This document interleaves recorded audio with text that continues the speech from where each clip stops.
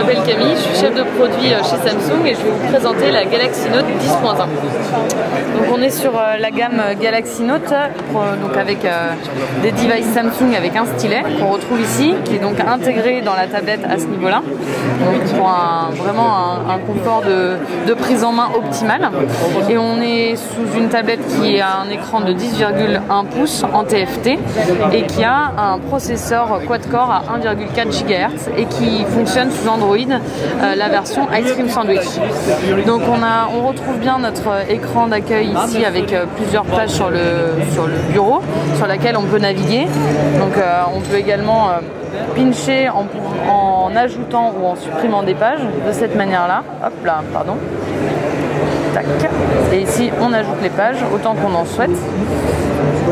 Donc la particularité vraiment de cette tablette, c'est avant tout le stylet, donc le S Pen qui se trouve ici, qui est un stylet comme le Note premier du nom avec le petit clic embarqué ici, qui permet en fait de faire pas mal de raccourcis de navigation. Donc dans les raccourcis de navigation, on retrouve le fameux double clic, on appuie sur le S Pen et on double clic et on va lancer un pop-up de S Note qui va nous permettre de faire de la prise de notes rapide en toute simplicité.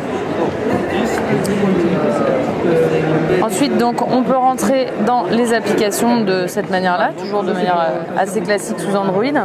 Et on peut également, maintenant, toujours avec le S Pen, sortir le menu contextuel en faisant un clic. Voilà, et on descend vers le bas. Et on retrouve à tout moment, quelle que soit l'application, un menu contextuel sur lequel on peut naviguer et circuler.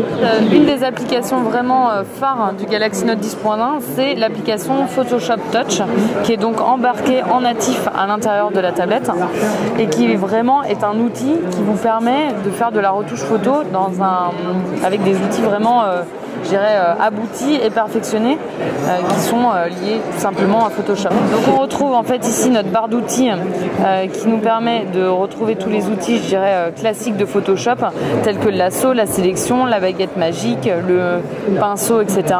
Mais également ici, donc dans une barre de navigation horizontale, l'ensemble des fonctionnalités de base, je dirais, qui permettent le traitement de l'image. Donc on a vraiment tout ce qui est sépia, des effets tels que les bandes dessinées, ce genre de choses, du noir et blanc, tout ce qui va être travail de l'image, et donc ça vraiment en toute simplicité. Donc ça s'applique directement sur l'image et on n'a aucune autre retouche à faire en plus. On retrouve ici tous les calques, donc je dirais ce qui est vraiment la touche de Photoshop qui se trouve ici. Donc on peut en ajouter, en supprimer, changer l'ordre des calques, etc. Ici on a les fonctions de base qui vont être la sélection, la désélection, l'inversement d'une sélection, etc. Et enfin ici tout ce qui va être le copier, coller, couper, des fonctions qui sont somme toute très utiles et qui sont faciles d'accès. Donc ici on était sur une image déjà préloadée, donc on va essayer de trouver une autre image à rajouter. Donc en fait on a la possibilité de les charger d'après sa galerie d'images locale, mais également de prendre une photo. Donc ici quand on choisit de prendre une photo, voilà, on se met sur l'appareil photo sort. Donc là ça va être un petit peu compliqué mais on va essayer quand même de le faire. Donc on retrouve bien l'autofocus puisque là on est sur un appareil photo de 5 mégapixels avec un autofocus, un flash et tout ce qui va bien.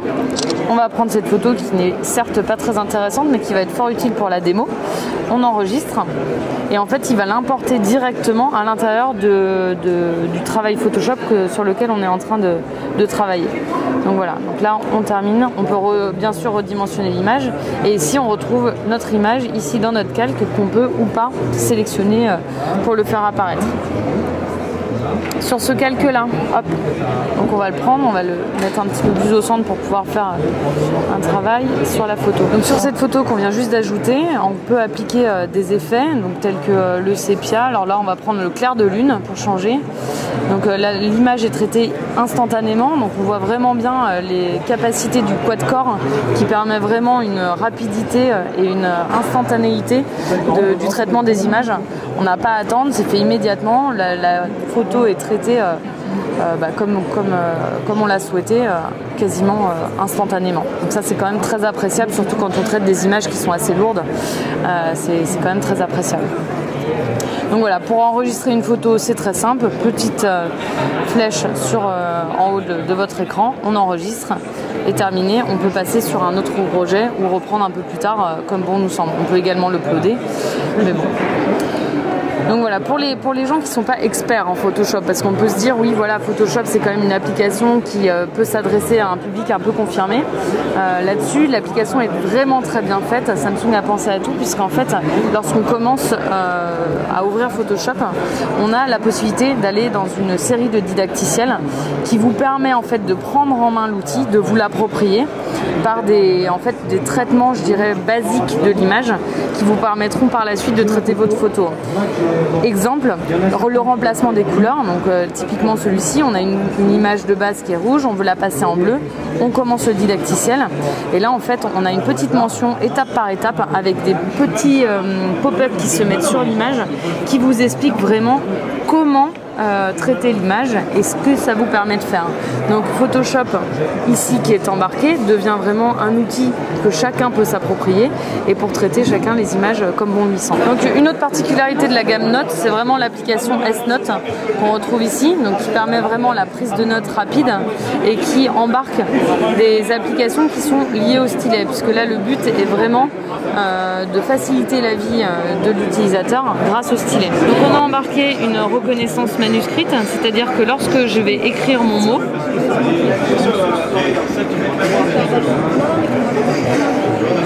ce dernier va le reconnaître et va me le mettre en écriture, je dirais, classique du mobile. On a également tout ce qui est reconnaissance de forme. Donc typiquement, j'ai envie d'ajouter un graphique sur ma note.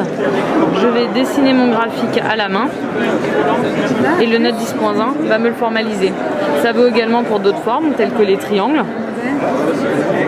les formes un peu bizarres. Ah, celle-là trop bizarre.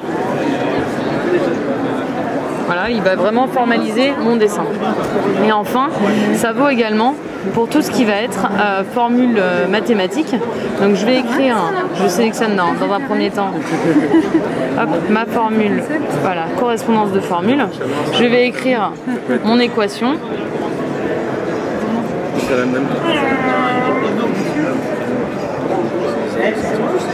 Voilà, celui-ci va me la formaliser.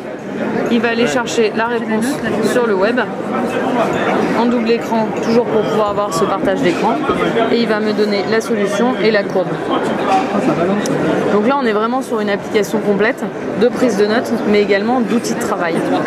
Autre amélioration qui a été faite dans la tablette Note 10.1, c'est le partage de l'écran. Donc comme je vous ai dit en tout début de démo, c'est un écran qui est très lumineux avec une belle capacité de visualisation. Là on a une vidéo qui nous permet vraiment d'apprécier la qualité de l'image tout simplement.